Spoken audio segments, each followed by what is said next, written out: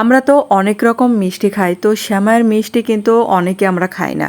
তো এভাবে বানিয়ে দেখতে পারেন যে সেমাইয়ের মিষ্টিটা কতটা মজার হয়। আর অনেক সময় দেখা যায় যে বাইরে থেকে কিনে আনতেও ইচ্ছা করে না, তখন বাসায় আপনারা ঝটপট করে এই সেমাইয়ের মিষ্টিটা বানিয়ে নিতে পারেন। আসসালামু আলাইকুম সবাইকে, কেমন আছেন সবাই? আশা করি তো ভালো আছেন, আলহামদুলিল্লাহ আমিও ভালো আছি। আর এখানে লাগবে আমার 1 প্যাকেট লাচ্চা সেমাই। আর লাচ্চা সেমাইটা যে কোনো ব্র্যান্ডে দিতে পারেন, কিন্তু এই দানাটা হলে বেশি ভালো হয়। তো আমি সেমাইটা কিন্তু একদম শুকনা তাওয়ায় ভেজে নিচ্ছি, এখানে কিন্তু কোনো ঘি দিয়ে ভাজতেছি না। আর এটা একদম শুকনা তাওয়ায় মিডিয়াম আঁচে ভেজে নিচ্ছি।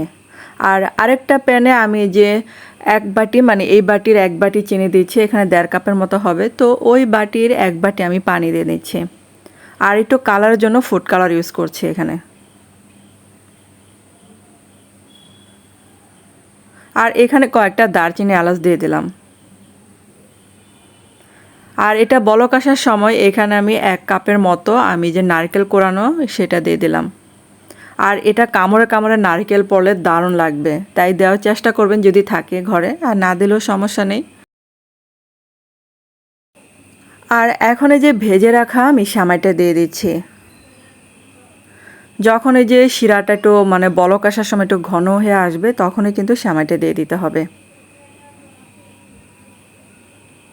আর আমার চ্যানেলে যারা নতুন বন্ধু আছেন, আমার ভিডিও দেখেন কিন্তু এখন আমার চ্যানেলটাকে সাবস্ক্রাইব করেনি, তাদের কাছে অনুরোধ রইল আমার চ্যানেলটাকে সাবস্ক্রাইব করে আমার পাশে থাকবেন। আর এখানে দেখেন কিছু চীনাবাদাম আমি ভেজে আধা ভাঙা করে দিয়েছি, কিছুটা কিশমিশ দিলাম, তারপর এখানে যে 1/2 কাপের মতো গুঁড়া দুধ দিলাম। এখন এটা দিয়ে অনবরত নাড়তে হবে। আর আমি তো প্রথমে লবণটা দিতে ভুলে গিয়েছিলাম, তার জন্য এখন লবণটা দিয়ে দিলাম। লবণ না দিলে মিষ্টি খাবার আবার তেমন ভালো লাগে না।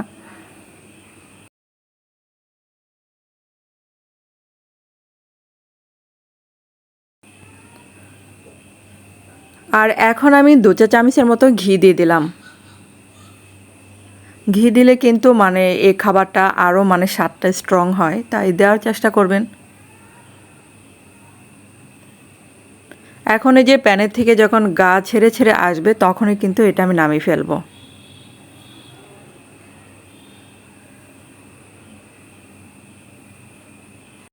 আর এটা কিন্তু হয়ে গেছে, তো চুলা থেকে নামিয়ে ফেলছি এখন।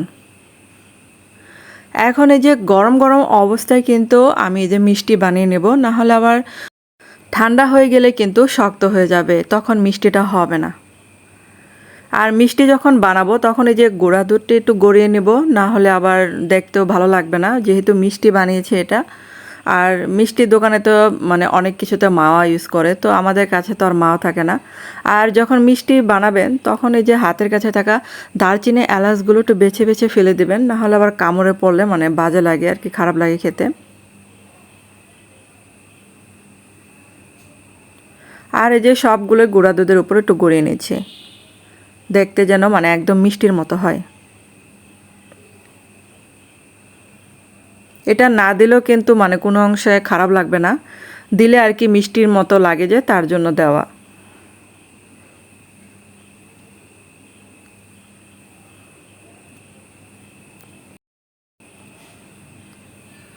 তো সবগুলো আমি সেমভাবে বানিয়ে নিয়েছি, আর দেখেন কতটা সুন্দর হয়েছে। তো বাসায় যখন মেহমান আসে, তখন এই যে ঘরে যদি মিষ্টি না থাকে, তখন এই সেমাই দিয়ে এইভাবে মিষ্টি বানিয়ে দিতে পারবেন। আর আমি যখন এই মিষ্টিটা বানিয়েছি, তো দেখা গেছে কিছুক্ষণ পরে প্লেট থেকে একদম মিষ্টিগুলো উধাও। সবাই এত এত পছন্দ করেছিল, কারণ কামড়ে কামড়ে আবার নারকেল পড়ছিল, তারপরে যে বাদাম পড়ছিল, কিশমিশ সব মিলিয়ে অসাধারণ লেগেছিল, তার মধ্যে গুঁড়া দুধ দেওয়া হয়েছিল। আর কি বলবো, এই রেসিপি যদি দেখে বানান এবং অবশ্যই আমায় কমেন্ট করে জানাবেন কেমন হলো। আর বাসায় অবশ্যই ট্রাই করবেন, কারণ মেহমান আসলে বা অনেক সময় দেখা যায় মিষ্টি খাওয়ার একটা ইচ্ছা থাকে, বাইরে থেকে মিষ্টি আনতে ইচ্ছা করে না, তখন বাসায় ঝটপট সেমাই দিয়ে এই মিষ্টি বানিয়ে নিতে পারেন। তো ধন্যবাদ সবাইকে এতক্ষণ আমার ভিডিওটা দেখার জন্য।